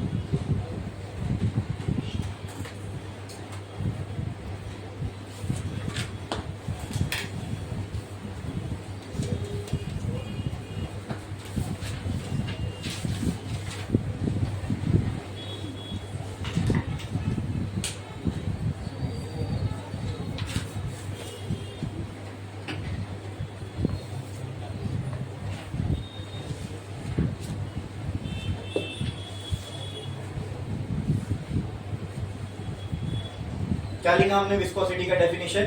It is a property of a fluid which provides resistance to a fluid flow. अगर कहीं पे fluid flow हो रहा है, ठीक है, या दो फ्लूइड है आपके पास, एक जगह वाटर है, एक जगह डीजल है, एक जगह हनी है, ये तीनों फ्लो हो रहा है, लेकिन तीनों के फ्लो होने की स्पीड आप देखोगे अलग अलग है। ठीक है, तो कोई चीज है इन तीनों फ्लूइड के अंदर जो अलग है, जिसकी वजह से एक बहुत इजीली फ्लो हो रहा है, एक बहुत उससे कम इजीली फ्लो पा रहा है और तीसरा इन दोनों से भी कम इजीली फ्लो हो पा रहा है, ठीक है। तो अगर ये हनी का फ्लो वाटर जितना स्पीड नहीं हो रहा है, इसका मतलब हनी में कुछ चीज है जो इसके फ्लो को रोक रही है वाटर जितना तेज होने से, ठीक है। तो that something which resist the flow of a liquid, उसको हम बोलते हैं विस्कोसिटी। वो चीज जिसकी वजह से फ्लूइड के फ्लो को रेजिस्टेंस महसूस होता है, या फिर ऐसा लगता है कि ये चीज फ्लूइड जो है, फ्लूइड के फ्लो को कोई चीज रोक रही है, तो वही चीज जो फ्लूइड के फ्लो को रोकती है we call it as viscosity. आई बात समझ में? एक प्रॉपर्टी है फ्लूइड की, ठीक है। हमने डिफाइन किया फ्लूइड्स के लिए, ठीक है। विस्कोसिटी से हम फ्लूइड के बिहेवियर पे कमेंट कर सकते हैं कि ये ज्यादा विस्कस है, ये कम विस्कस है, ये ज्यादा विस्कस है, तो इससे उसका बिहेवियर समझ में आता है। विस्कोसिटी से हम मतलब ये फटाफट फ्लो हो सकता है, ये ज्यादा फटाफट नहीं फ्लो हो सकता। अगर हनी की बोलो, एक फ्लूइड है हनी, इसकी विस्कोसिटी ज्यादा है, तो शायद अगर आपने विस्कोसिटी समझा है तो आपने हनी देखा भी नहीं होगा, तो आप बोल सकते हो हनी जो है ये बहुत स्लोली फ्लो होता होगा। तो हम इसके बिहेवियर को समझ पा रहे हैं ना फ्लूइड के, by defining a property which is called as viscosity. आई बात समझ में? ठीक है। अब ये होती क्यों है, क्यों आती है किसी फ्लूइड के पास विस्कोसिटी? हाँ, अब उस पर आओ डिस्कस करते हैं। उसके लिए हमें फ्लूइड के फ्लो को समझना पड़ेगा, और उसके लिए हम फ्लूइड की प्रोफाइल समझेंगे। फ्लूइड की फ्लो होने की जो प्रोफाइल होती है, प्रोफाइल यानी किस तरीके से फ्लूइड फ्लो होता है, उसको हम प्रॉपरली मतलब एकदम डिटेल्ड वे में देखने वाले हैं कि अगर एक फ्लूइड कहीं पे फ्लो हो रहा है तो वहां पे एक्चुअल में क्या हो रहा होता है। ओके, ठीक है। इसके लिए मैं एक रिवर का एग्जांपल लेता हूँ। एग्जांपल लेते हैं हम लोग, लेट्स से रिवर का, ठीक है। ये मान लो रिवर का बेड है, यानी जमीन है, और इसके यहां से यहां तक में रिवर के ऊपर पानी है। ओके, ये पानी की फ्री सरफेस है, इसके ऊपर एटमॉस्फेयर है। बोलो क्लियर है? तो कभी भी पानी जब फ्लो होता है या कोई भी फ्लूइड जब फ्लो होता है, हम मानते हैं कि वो बहुत सारी लेयर्स से बना है, ठीक है। ये हमारी एक थियरी है कि फ्लूइड फ्लो को समझने के लिए क्या मान के चलते हम लोग, ये बहुत सारी लेयर्स से बना है। और वो लेयर कैसी होगी, दिखेगी क्या आपको? नहीं, वो बहुत क्लोज होगी, बहुत क्लोज होगी आपस में एक दूसरे से। लेकिन हमें समझना है, इसके लिए मैं यहाँ पे थोड़ा गैप रख के बना रहा हूँ। ये एक लेयर ऑफ फ्लूइड है, ये दूसरी लेयर ऑफ फ्लूइड है उसके नीचे, ये तीसरी, ये उसके बाद, ये उसके बाद, ये उसके बाद, ये उसके बाद। बोलो क्लियर है? ये समझ में आ रहा है? इतना क्लियर है? हाँ। तो जब ये लिक्विड की लेयर आगे की तरफ फ्लो हो रही है, ओके, आगे की तरफ ऐसे फ्लो हो रही है, इसके नीचे एक और लेयर है जैसे जस्ट चिपकी हुई है। जब ये आगे फ्लो होगी तो ये भी इसके आगे, इसके साथ आगे फ्लो होना चाहिए। अरे बोलो क्लियर है? हाँ। लेकिन ये तो फ्री है, इसके ऊपर एटमॉस्फेयर है, इसके ऊपर कोई दूसरी लिक्विड की लेयर तो नहीं है, बराबर। तो इसके ऊपर उतना प्रेशर नहीं पड़ेगा जितना इस वाली लेयर पे पड़ रहा है, क्योंकि इसके ऊपर तो एक और लिक्विड की लेयर है, बराबर। हाँ, अब कोई इंसान है जिसके ऊपर कुछ नहीं है और एक आदमी है उसके ऊपर कुछ वजन रखा हुआ है, तो दोनों में से स्पीड किसकी ज्यादा होगी? इसके सर पे कुछ नहीं है, तो इसके सर पे तो कुछ नहीं है ऊपर वाली के ऊपर, तो ये तो बहुत, ये नीचे वाले के मुकाबले ज्यादा स्पीड से चलेगा आगे, बराबर। लेकिन इसकी स्पीड कम है, लेकिन जब ये आगे चल रहा है, दोनों जुड़े हुए, तो ये चाहता है कि ये इसकी स्पीड को मैच करे, लेकिन ये नहीं कर सकता। तो होगा क्या? दोनों चिटकने की वजह से ये वाली लेयर पे इसकी वजह से पीछे की तरफ एक फोर्स लगेगा, मतलब रिलेटिव मोशन होगा। इसके रेस्पेक्ट में ये स्पीड से चल रहा है, इसके रेस्पेक्ट में ये स्लोली चल रहा है। अरे आई बात समझ में? तो क्या मैं ऐसा बोल सकता हूं कि अगर इन दोनों के बीच में रिलेटिव मोशन हो रहा है, अच्छा, और ये अगर उतनी स्पीड से नहीं चल पा रहा है, तो अगर ये दोनों एकदम चिपकी हुई लेयर्स है, ठीक है, ये ज्यादा स्पीड से चल पा रही है, कम स्पीड से चल पा रही है, ओके, तो कहना है कि ये वाली लेयर इसके ऊपर ये पीछे के डायरेक्शन में फोर्स लगा रही होगी ताकि भाई तू भी स्लो चल। चिपके हुए ना हम दोनों, हाँ समझे? अगर मेरे से कोई बंधा हुआ है और मैं एकदम स्पीड में चल रहा हूं, तो क्या मैं अपनी मैक्सिमम स्पीड पे चल पाऊंगा? नहीं, कितना भी मैं चाहूं मुझे पीछे की तरफ फोर्स लगेगी। अरे आई बात समझ में? तो अभी ऐसी सॉलिड्स के अंदर होता है, मान लो ये ग्राउंड है, ये सॉलिड है, कोई ब्लॉक है, ये आगे मूव कर रहा है v वेलोसिटी से। अगर यहाँ फ्रिक्शन नहीं होता तो ये वेलोसिटी बहुत ज्यादा होती। अगर मान लो ये मूव कर रहा है यहाँ पे 20 मीटर पर सेकेंड से, ठीक है, ये सरफेस में फ्रिक्शन, अगर ये फ्रिक्शन नहीं हो सकता है 40 मीटर पर सेकेंड से चल पाता, ठीक है। लेकिन क्योंकि ये नहीं चल पा रहा है यहाँ फ्रिक्शन है, इसका मतलब फ्रिक्शन फोर्स पीछे की तरफ एक्ट हो रहा होगा, जिसकी वजह से इसकी स्पीड स्लो हो रही है। हाँ, तो उसी तरह ये ऊपर वाली लेयर है फास्ट जाना चाहती है, लेकिन इसके नीचे वाली लेयर इसको जाने नहीं देगी। क्यों? क्योंकि उसके नीचे वाली लेयर भी इसको नहीं जाने देगी। इसके नीचे भी तो लेयर चिटकी हुई है ना। हाँ, अब वो वाली लेयर के ऊपर तो 2 का वजन है ऊपर की, तो वो तो और स्लो चलेगी। तो ये लेयर और ये लेयर के बीच में भी एक फोर्स होगा जो कहां एक्ट करेगा, साथ में कि अपोजिट। भाई वो फोर्स ऐसा है जो इनकी वेलोसिटी को कम कर रहा है। इनकी वेलोसिटी ये डायरेक्शन में, अब जिसको इनको मूव करने से रोकना है तो आप फोर्स कहां लगाओगे, अपोजिट डायरेक्शन में। तो इसकी वेलोसिटी का डायरेक्शन ये है, तो एक फोर्स लगेगा इन दोनों के बीच में ये डायरेक्शन में, जो फ्लो को, मतलब इन दोनों के, जैसे अगर ये वाली लेयर स्पीड से जाना चाह रही तो ये फोर्स इसकी स्पीड को कम कर देगा, कि इन दोनों के बीच के ये फोर्स जो होगा इन दोनों लेयर के बीच में क्या उसकी स्पीड को कम करेगा। ओके, फिर जैसे मान लो अगर इसकी स्पीड है 10 मीटर पर सेकेंड, तो क्या इसकी 10 मीटर पर सेकेंड होगी? नहीं, इसकी क्या होगी, कुछ कम होगी। अरे बोलो क्लियर है? हाँ, अब जैसे ये 9 मीटर पर सेकेंड से आगे जाना चाहता है, लेकिन ये उतने स्पीड से नहीं चल सकता, बराबर। तो ये भी चाहेगा, दूसरा लगाएगा रुक रुक रुक रुक, तो उसको रोकने के लिए पीछे फोर्स लगाएगा। तो इन दोनों के, ये दोनों लेयर के बीच में भी इस डायरेक्शन में एक फोर्स होगा, ठीक है। अरे बोलो क्लियर है? ये लेयर इससे स्लो चलेगी, उसी तरह ये वाली, अरे समझ में आ रहा है ना। फिर इस वाली पे इन तीनों का बोझ है, अब ये इसकी स्पीड को नहीं मैच कर सकता, ये बोलेगा भाई रुक रुक रुक रुक, फिर ये पीछे की तरफ फोर्स लगाएगा। अब वो फोर्स इन दो लेयर के बीच में होगा, तो ये फोर्स कर क्या रहा है, रेजिस्ट कर रहा है, ठीक है। किसको रेजिस्ट कर रहा है? फ्लो को रेजिस्ट कर रहा है। अगर ये फोर्स होता ही नहीं तो ये भी 10, ये भी 10, ये भी 10, सब एक ही स्पीड से चलती। एक फोर्स है जो फ्लूइड के फ्लो को रेजिस्ट कर रहा है, ठीक है। अब रेजिस्ट कर रहा है तो जाहिर सी बात है ये वेलोसिटी के अपोजिट डायरेक्शन में ही होगा। अरे यार ये बात समझ में, बोलो क्लियर है? अच्छा, क्या एक ऐसी प्रॉपर्टी हमने पढ़ी जो फ्लो को रेजिस्ट करती है, क्या नाम है उस प्रॉपर्टी का? तो ऐसा फोर्स जो फ्लो को रेजिस्ट करे उस फोर्स को हम क्या नाम दे देंगे? Viscous force. So viscosity is there due to viscous force. तो ये जो फोर्स है इसको मैं FV बोल देता हूँ, which is viscous force. सही बात समझ में? हाँ, दो लिक्विड लेयर के बीच में अगर रिलेटिव वेलोसिटी है, ठीक है, मतलब एक की स्पीड ज्यादा है दूसरे की कम है, उनके बीच ये viscous force is like friction in solid, समझे? फ्रिक्शनल फोर्स इन सॉलिड, जब दो सॉलिड के बीच में रिलेटिव मोशन हो, मतलब एक रुका हुआ है दूसरा चल रहा है, तो इन दोनों के बीच में एक फोर्स आएगा अपोजिट डायरेक्शन में with respect to the velocity of solid, वो होता है फ्रिक्शनल फोर्स। उसी तरह लिक्विड में भी ये हो रहा है, ज्यादा स्पीड से चल रहा है स्लो स्पीड से चल रहा है, बीच में एक फोर्स आएगा, that will be frictional force. अरे बोलो क्लियर है? तो ऐसे ही मान लो इसके नीचे वाली की, इसके और कम, ठीक है, इसकी और कम, ठीक है, 3 2 1,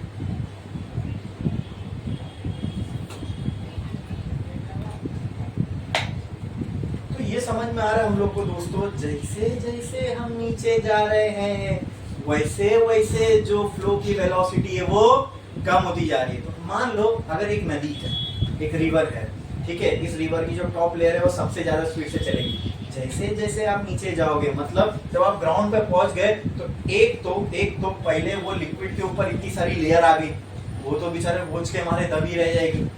दूसरा, उसको लिक्विड के साथ फ्रिक्शन नहीं करना है, उसका फ्रिक्शन सॉलिड के साथ हो रहा है, मतलब उसको इसका फ्रिक्शन ओवरकम करना है, वो तो पड़े ही नहीं आगे।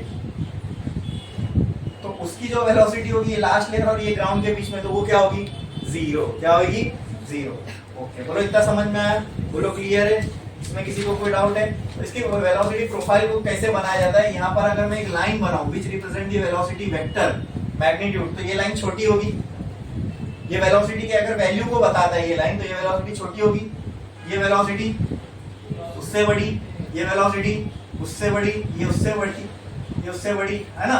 ठीक है, इसको हम कहते हैं velocity profile of a fluid. यानी कोई फ्लूइड फ्लो हो रहा है तो उसकी ये वेलोसिटी की प्रोफाइल है, समझे? ये वेलोसिटी के मैग्नीट्यूड को इंडिकेट कर रहे हैं, समझ में आया?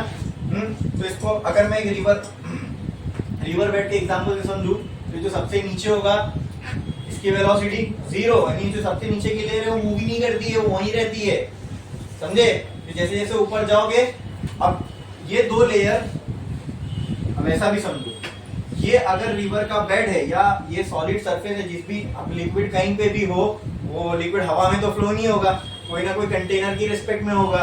अब चाहे ये पाइप हो, चाहे ये रिवर बेड हो, कुछ भी हो, जहां लिक्विड और उसका सरफेस लिक्विड या और कंटेनर का कांटेक्ट होगा, वहां पर जो लिक्विड की वेलोसिटी होगी दैट विल बी 0। अब उसके जस्ट ऊपर, मतलब जो लिक्विड का, जैसे मान लो ये प्रोफाइल सॉलिड के टच में, इससे जस्ट ऊपर जाऊंगा तो एक और लिक्विड की लेयर होगी, उसकी स्पीड के नीचे वाली से ज्यादा होगी। हाँ, अरे बोलो। मान लो ये है वाली लेयर, ठीक है, अगर इसकी स्पीड v है विच इज 0, तो क्या मैं बोल सकता हूं इसकी स्पीड v प्लस dv होगी।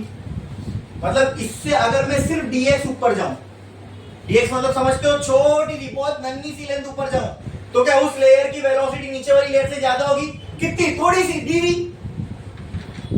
अरे बोलो, हटाओ इसको, इसको मैं v1 बोलता हूं, तो क्या ये v1 प्लस dv होगी? हाँ, ओके। इसके बारे में क्या राय है? इसको मैंने कह दिया v2, ठीक है। अगर मैं आपसे पूछूं v3 क्या होगा, तो बोलो। ये तीसरी लेयर है इसकी, v2 प्लस, वेरी गुड। इन दोनों के बीच में भी मान लो dx का गैप है, अरे बोलो क्लियर है? अब इसकी क्या रहेगी? अगर मैं इसकी बोलूं वेलोसिटी v4 है, तो v3 प्लस इसकी भी थोड़ी सी वेलोसिटी इससे ज्यादा होगी। कितनी ज्यादा? थोड़ी सी, नन्ही सी, प्लस dv। अरे बोलो क्लियर है? और मान लो इनमें भी कुछ गैप होगा, let's say that gap is dx, that gap is dx, ठीक है। और अगर मैं यहाँ पे कोई भी दो वेलोसिटी का डिफरेंस निकालूं, तो क्या वो dv ही आएगा? क्योंकि हर दो लेयर में कितने का डिफरेंस है? dv का। v5 will be equal to v4 plus dv, इन दोनों के बीच में भी dv का, ये तो v6 will be equal to v5 plus dv, इन दोनों के बीच में भी लेट्स से dx का डिफरेंस है, ठीक है। अब जरूरी नहीं dx का ही डिफरेंस हो, ये डिफरेंस कम ज्यादा भी हो सकता है। अरे बोलो क्लियर है? हाँ, लेकिन एक यूनिफॉर्मिटी बने रहे, समझ में, इसके लिए मैंने आपसे ये कहा। बोलो क्लियर है? हाँ, कोई डाउट है? इतना समझ में आया पक्का कि अगर कहीं पे फ्लूइड फ्लो होता है तो उसकी प्रोफाइल, वेलोसिटी की प्रोफाइल कैसी होती है? इस तरीके से होती है, ठीक है। हाँ, विस्कोसिटी होती है किसकी वजह से? विस्कस फोर्स की वजह से। ओके ओके, अगर विस्कस फोर्स है, अगर विस्कस फोर्स है तो वेलोसिटी की प्रोफाइल, हर दो लिक्विड लेयर के बीच में विस्कस फोर्स होगा, और वो होने की वजह से क्या वेलोसिटी की प्रोफाइल कुछ इस तरीके से बनेगी। हाँ, समझ में आ रहा है? If there is viscous force present in a fluid flow, तो क्या आइडियल फ्लूइड में तो हम मानते नहीं विस्कोसिटी है, तो ये किसकी बात हो रही है? जो वेलोसिटी प्रोफाइल ये सब बन रही है, किसके लिए बन रही है? एक्चुअल रियल फ्लूइड में ऐसा होता है, ठीक है। आइडियल फ्लूइड में तो हमने अजम्पशन में माना था, उसमें विस्कोसिटी होती ही नहीं है, ठीक है। लेकिन अब हम बात कर रहे हैं रियल फ्लूइड की। रियल फ्लूइड में तो होती है विस्कोसिटी, तभी हनी की फ्लो होने की वेलोसिटी और पानी की फ्लो होने की वेलोसिटी सेम नहीं है। क्यों सेम नहीं है? क्योंकि एक प्रॉपर्टी हमने डिफाइन किया फ्लूइड के लिए, विस्कोसिटी। सेम इसलिए नहीं है क्योंकि भाई उनमें बहुत सारे लिक्विड लेयर से बना है, तो हनी के दो लिक्विड लेयर के बीच में जो फोर्स है वो वाटर से बहुत ज्यादा होगा, इसीलिए हनी उतना स्पीड नहीं फ्लो हो पाता जितना वाटर फ्लो होता है। आई बात समझ में? बोलो क्लियर है? कोई डाउट है इसके अंदर? पक्का पक्का? वेलोसिटी प्रोफाइल ऑफ फ्लूइड समझ में आया? विस्कोसिटी समझ में आई? विस्कस फोर्स समझ में आया? ठीक है। अब एक लाइन छोड़ो, लिखो viscous force, viscous force, viscous force. Viscosity लिखा हमने, लिखो viscous force.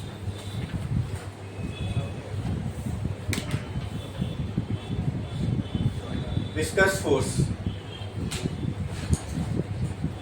the force which acts between two liquid layers which resist the flow of liquid, the force which acts between two liquid layer and resist the flow of liquid, the force which acts between two liquid layer and resist the flow of liquid,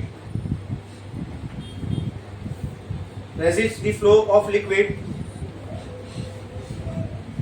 resist the flow of liquid is called as viscous force, is called as viscous force, is called as viscous force। अब आपके text book के अंदर velocity profile कैसे बना के बताइए, मैं आपको बताता हूं। देखो ये मान लो एक सॉलिड सरफेस माना गया, ठीक है, ये एक लेयर, ये एक लेयर, ये एक लेयर, ये एक लेयर, ये एक लेयर, ठीक है, बोलो क्लियर है? हाँ, अब कोई भी एक रैंडम लेयर को पकड़ो, उसकी वेलोसिटी डिफाइन कर दो v। मैंने ये लेयर पकड़ा, let the velocity of this layer be v, इस लेयर भी v। तो अगर ये गैप dx का है तो ये भी गैप लेट से dx का ही होगा। हाँ, और इन दोनों के बीच में जो वेलोसिटी का डिफरेंस है वो dv है, तो इसके बीच में भी dv होगा। मुझे बताओ ये वाली लेयर की वेलोसिटी क्या होगी? अगर मैं आपसे पूछूं इसके रेस्पेक्ट में इसकी वेलोसिटी बताओ क्या होगी, तो क्या बताओगे आप? बोलो v प्लस, और इसके मुताबिक इसकी velocity, very good, v। Simple, dv बढ़ा दोगे तो यहां पहुंचोगे, dv कम कर दोगे तो यहां पहुंचोगे। अरे बोलो क्लियर है? हाँ, और लेंथ में अगर मैं पूछूं आपसे, ठीक है, अगर ये लेंथ ग्राउंड से x है तो इसके ये v वाली लेयर की, तो इसकी लेंथ क्या हो जाएगी बोलो? यहाँ ये x है तो ये यहाँ कितनी हो जाएगी, और ये वाली, बोलो क्लियर? ये चीज समझ में आई? पक्का? पक्का? एक लाइन छोड़ो, स्टार डालो और लिखो velocity profile of a liquid, velocity profile of a liquid. Viscous force का आप सिंबल लगा दो Fv, उसके बाजू में Fv, velocity profile of a liquid.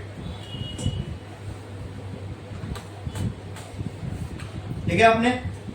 ठीक है, वेलोसिटी प्रोफाइल ऑफ लिक्विड के लिए नहीं बोला मैंने, विस्कस फोर्स के लिए बोला Fv लगा।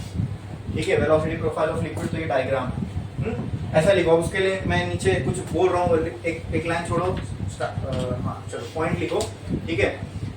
Let us consider a layer of liquid moving with velocity v।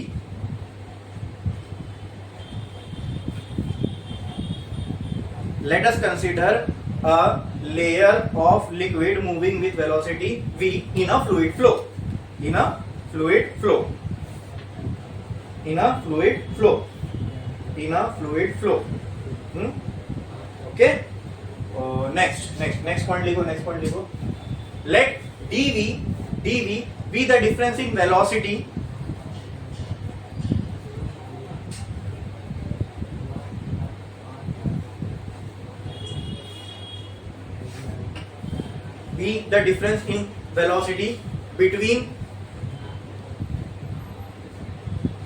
between two layers,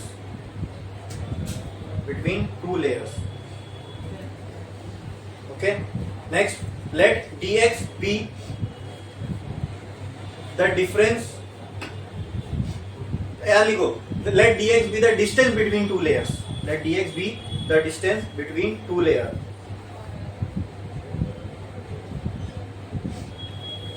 Next, let x be the distance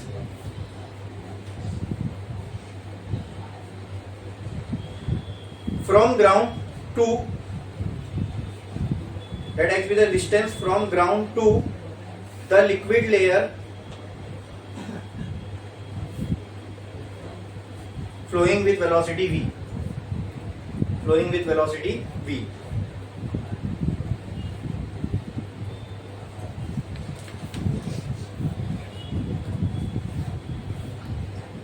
next point लिखो, वी कैन, स्टार डालो, लिखो, we can represent the velocity profile of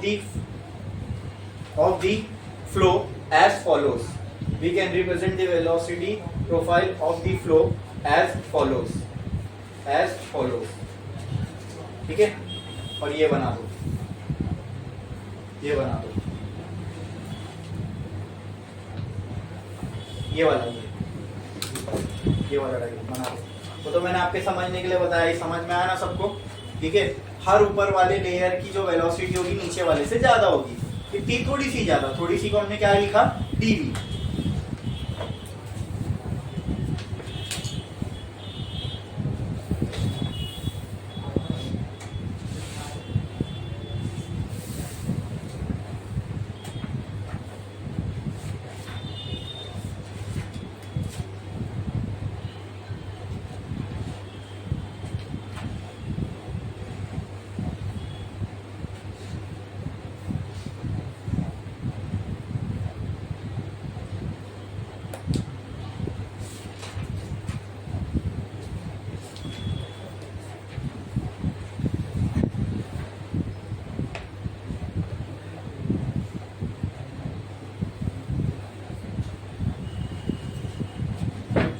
बना के ऐसा लिख दो,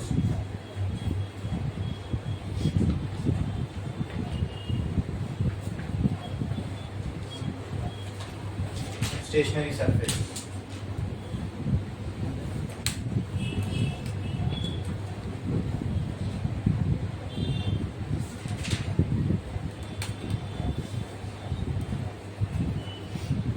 हो गया लिख के? इसमें किसी को कोई डाउट है? समझ में आया? बोलो। ठीक है, अब एक टर्म डिफाइन करते हैं हम लोग फ्लूइड फ्लो के लिए, we call that term as velocity gradient. ठीक है, सुनो सुनो, ये क्यों कर रहे हैं?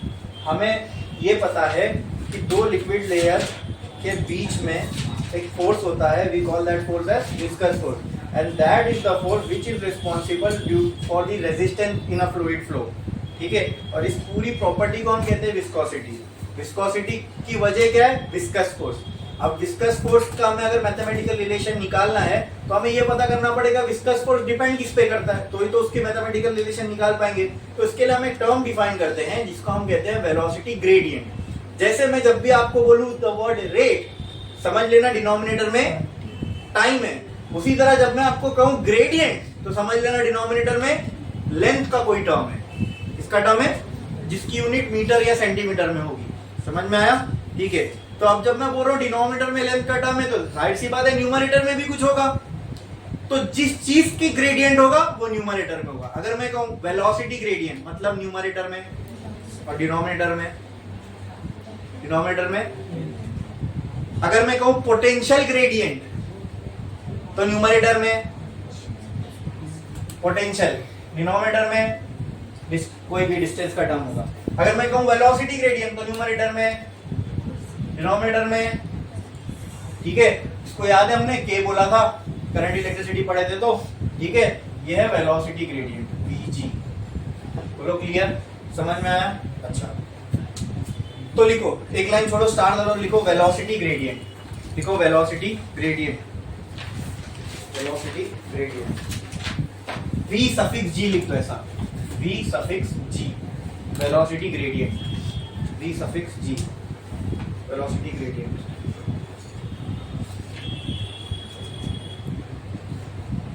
It is defined as the ratio of, it is defined as the ratio of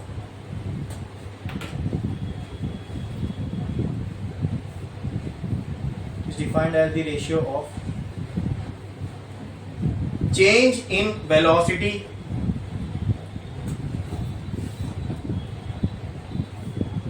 between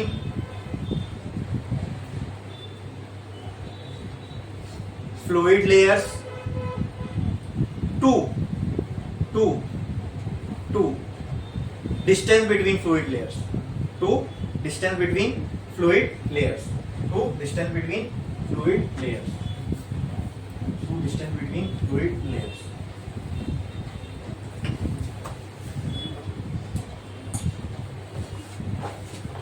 क्या मैं फिर मैथमेटिकली Vg को ऐसा लिख सकता हूं? Vg is equal to dV by dx, change in velocity between two fluid layer, या velocity per unit distance। ठीक है, तो अगर ये चेंज बड़ा है तो क्या मैं इसको delta V by delta x भी लिख सकता हूं? और अगर इस चेंज की वैल्यू मुझे डायरेक्ट दी हुई है तो मैं डायरेक्ट इसको V by x भी लिख सकता हूं। बोलो क्लियर है? समझे? हाँ, इसकी यूनिट क्या हो जाएगी? मीटर पर सेकेंड डिवाइड बाय मीटर, तो खाली पर सेकेंड रहेगी। ठीक है, अच्छा, या मैं आगे वेलोसिटी ग्रेडियंट की वैल्यू। ठीक है, जरा गौर करो, यहाँ पे अगर हमने देखा वेलोसिटी ग्रेडियंट किसके बराबर हो रहा था? dv by dx के। ठीक है, अब अगर विस्कस फोर्स है, ठीक है, तो वेलोसिटी ग्रेडियंट होगा। बट ये बोलना ज्यादा सही होगा कि अगर वेलोसिटी ग्रेडियंट है तो विस्कस फोर्स होगा। वेलोसिटी ग्रेडियंट का मतलब क्या? वेलोसिटी ग्रेडियंट का मतलब ये है, देखो, दो लेयर के बीच में डिस्टेंस तो होगा ही होगा। अब ये चेक करो क्या दो लिक्विड लेयर के बीच में वेलोसिटी का डिफरेंस है? ध्यान दो, अगर dv इक्वल टू 0 है, इसका मतलब क्या? अगर मैं कहूं इस इक्वेशन में dv इक्वल टू 0 है, इसका मतलब क्या? हाँ,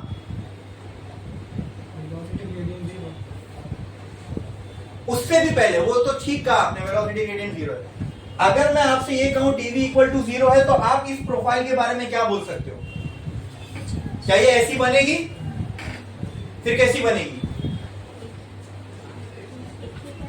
और क्या ये लाइन छोटी होंगी? फिर कैसे छोटी होगी? जब इनके बीच में कोई वेलोसिटी का डिफरेंस ही नहीं, तो सब सेम वेलोसिटी से चलेगी। आई बात समझ में? जब सब सेम वेलोसिटी से चलेगी तो कोई रेजिस्ट करने वाला है ही नहीं। आपको समझ में आ रहा है मैं क्या बोल रहा हूं? अगर dv 0 है, मतलब दो लिक्विड लेयर के बीच में वेलोसिटी का डिफरेंस है ही नहीं, इसका मतलब क्या सब सेम वेलोसिटी से चल रही है। अब जब सब सेम वेलोसिटी से चल रही है तो रेजिस्ट कोई नहीं कर रहा, तो विस्कोसिटी होगी, विस्कस फोर्स होगा नहीं। इसका मतलब देखो, विस्कस फोर्स आ ही नहीं रहा है। कब नहीं आ रहा है? जब हमने dv को, तो आपकी बात एकदम सही है। अगर तो उसके लिए मैं कह रहा हूं, अगर dv 0 है तो vg क्या होगा? तो बजाय ये बोलने की कि dv 0 है इसलिए विस्कस फोर्स 0 होगा, जो इन्होंने कहा कि सर vg 0, इसका मतलब ही dv 0 है। ठीक है, अगर वेलोसिटी ग्रेडियंट 0 है तो क्या ये बोलना सही होगा? विस्कस फोर्स होगा ही नहीं। अगर देखो, वेलोसिटी ग्रेडियंट की वैल्यू अगर मुझे 0 आ रही है, इसका मतलब dv तो 0 है, कि dx 0 हो नहीं सकता, दो लेयर के बीच में डिस्टेंस तो हो गई, तो क्या 0 हो सकता है दोनों में से? dv।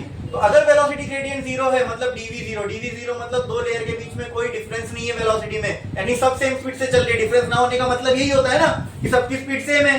जब सबकी स्पीड सेम है मतलब रेजिस्टेंस कोई नहीं है, रेजिस्टेंस कोई नहीं है तो विस्कस फोर्स नहीं है, क्योंकि वही तो रेजिस्टेंस प्रोवाइड कर रहा था।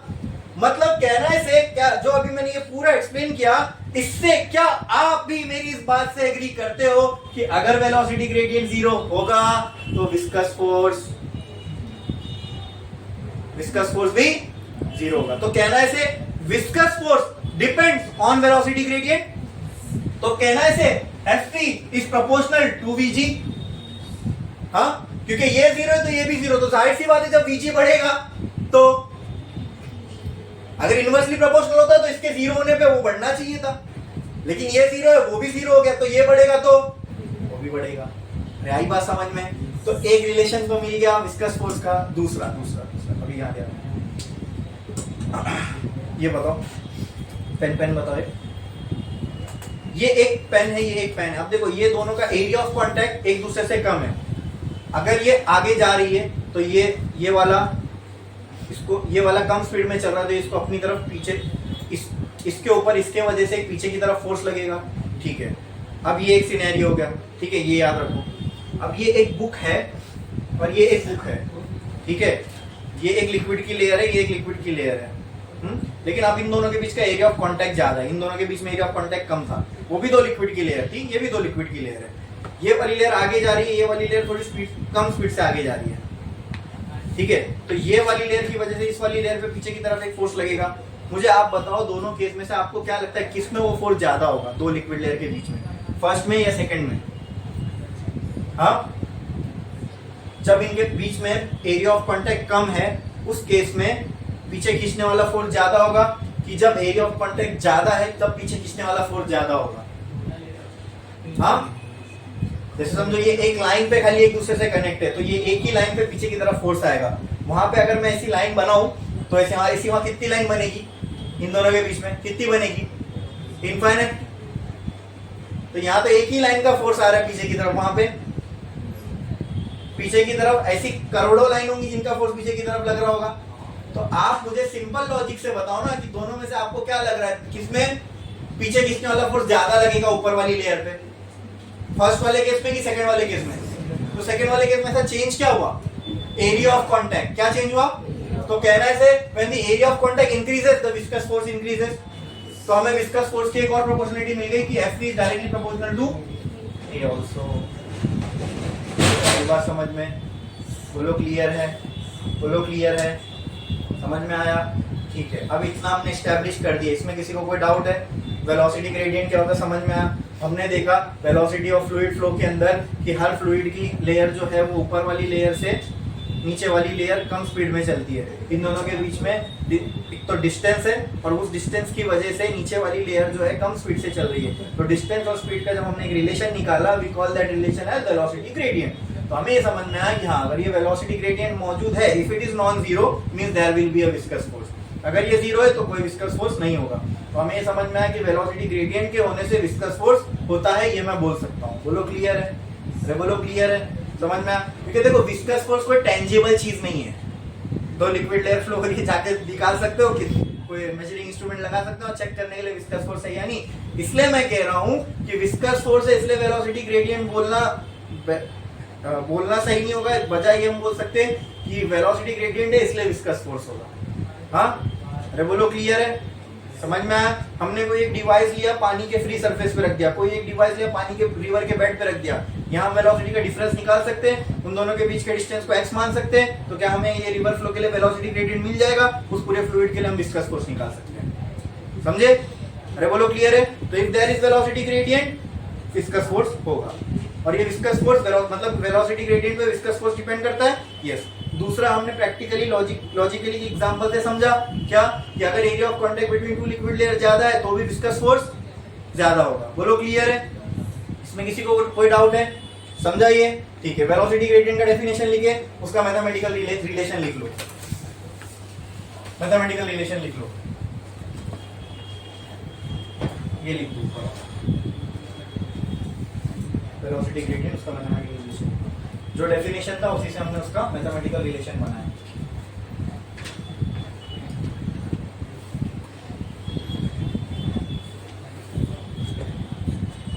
लिख लिया आपने? अब हमें ये समझ में आ गया विस्कस फोर्स किन किन चीजों पे डिपेंड करता है। बराबर बराबर। और मैं अगर आपसे बोलूं मुझे विस्कस फोर्स का मैथमेटिकल रिलेशन निकाल के बताओ, तो उसके लिए मुझे आपको पहले ये बताना पड़ेगा कि भाई सर पहले ये बताओ विस्कस फोर्स किन किन चीजों पे डिपेंड करता है, तो ही तो उसके टर्म्स में मैं विस्कस फोर्स का फॉर्मूला बना सकता हूं ना। हाँ, तो अब हमें ये पता चल गया विस्कस फोर्स डिपेंड किस किस चीज पे करता है। तो क्या हम विस्कस फोर्स को निकाल सकते हैं? यस, हम निकालेंगे, लेकिन एक छोटे से ब्रेक के